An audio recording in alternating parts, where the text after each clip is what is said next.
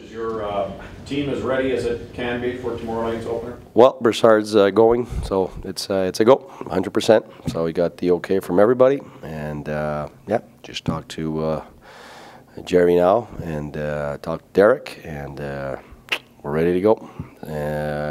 Brown will be in. Carlson won't be in. Again, Formanton obviously will be doing warm-up, but he won't be in. So that's how we start. Any prognosis on when Eric might be around? Nope. I know it's getting better every day. That's all I know. So it's an everyday thing. It's better than an every week thing, and before that an every month thing. So we're getting closer. Last year it seemed like at times in the playoffs you were really able to effectively use the underdog card, so to speak.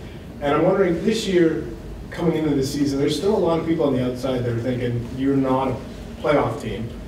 Can you use that again effectively to sort of, I don't know if it's us against the world, but at least the underdog card, that it doesn't seem like the Senators, for going 3 rounds deep in the playoffs, are getting the respect that maybe you guys deserve? I'll be honest with you. For me, I didn't look at it as using any cards.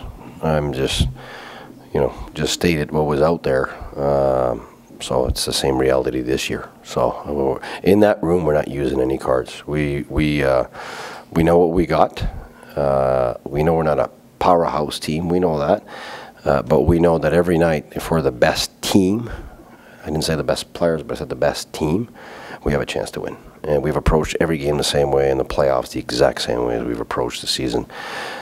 So we're starting this season the same way. I was asked yesterday on a few occasions, how are you dealing with the higher expectations? My answer to that, which ones? Because, apart from our own expectations, everybody else out there doesn't seem to think that we're a playoff team again. So I don't think we have to deal with anything. To me, those are floating things out there that are they're like rumors. It's something that has no effect on what we do.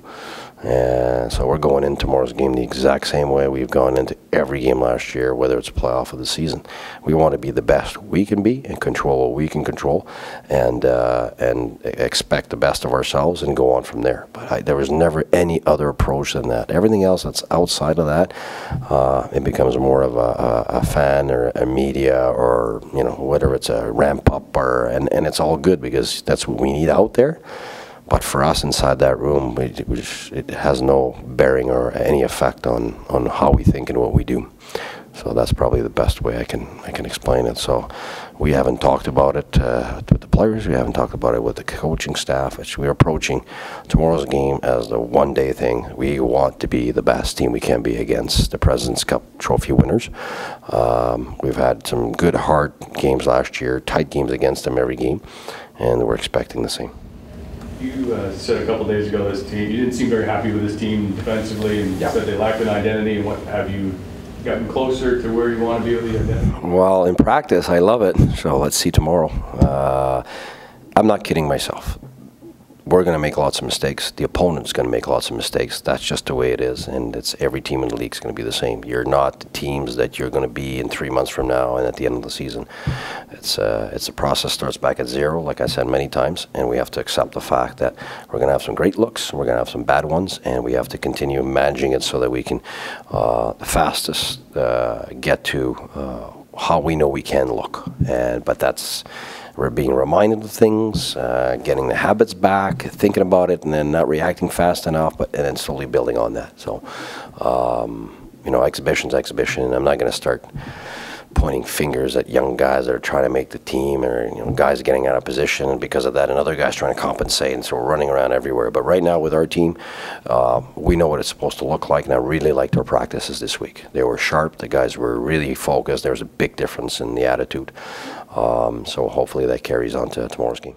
You surprised a few by putting Pajot on the wing when people thought he should be at center just because he played there so much. Will you mix and match those, third and fourth lines, if you will, and have Pajot play center? I mix all my players. You can have Pajot after 10 minutes and going on a play with Pyatt and Hoffman, because I know that works. I can always go back to the things I know work, right now, it's important for me with the new guys to see the other tools I've got. It's the same on defense. We know that any moment we can go back to Fenef and Cece. They played together all year last year. But who fits with Oduya? What looks better against a faster first line, and so on. So there's every game is a rotation of the things that we need that particular day, and it's a dynamic decision in the sense that if I peg guys, then I'm not leaving myself open for what we need that day. So let's say I got a line today, I got tomorrow, and Pajot's sick. I'm not going to put him on the line that's going to play against the first line. So I gotta be able to shift things around for what we need. So it's all about need. And tomorrow, I think that Pyatt, Thompson, and Pajot, they're our best bet to play against the better line. Now, having said that, you tell me which one is their first line.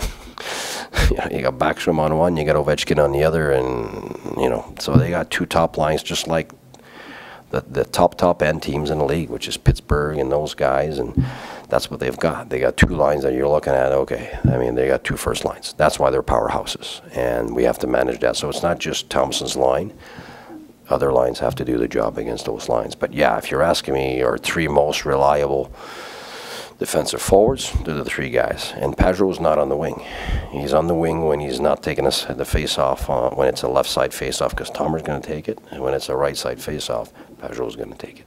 I'm just going to follow up. We get caught up on left, right. Yes, but I know. For you, it's just all, like it's three guys in the zone, if like 1, 2, and 3, if I'm not mistaken. F1, F2, F3. It's if you wait for the guy that fell in the O zone to come back and be the low guy because he's the center, you might get there by the next morning with the bacon and eggs.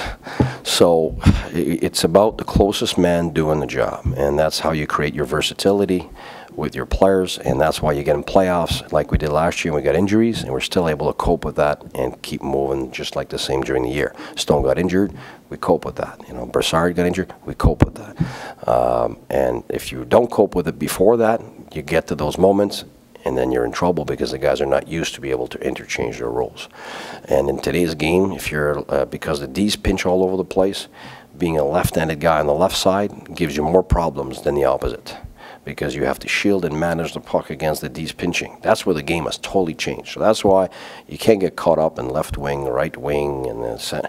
Once the play starts, it's the closest man. It's not about, the game is too fast now. There's no time to wait for who's supposed to be on the left and on the right and so on. So that's the approach, and that's just not us. It's everywhere now. It's the same as those corridors we used to have, center, right wing, and left wing going up and down. That's not where the game is at all. You slash across, and the left side guy is 75% of the time on the right side offensively, because he has to cut across the support to get rid of the pressure. So the game has changed. So we have to approach it that way.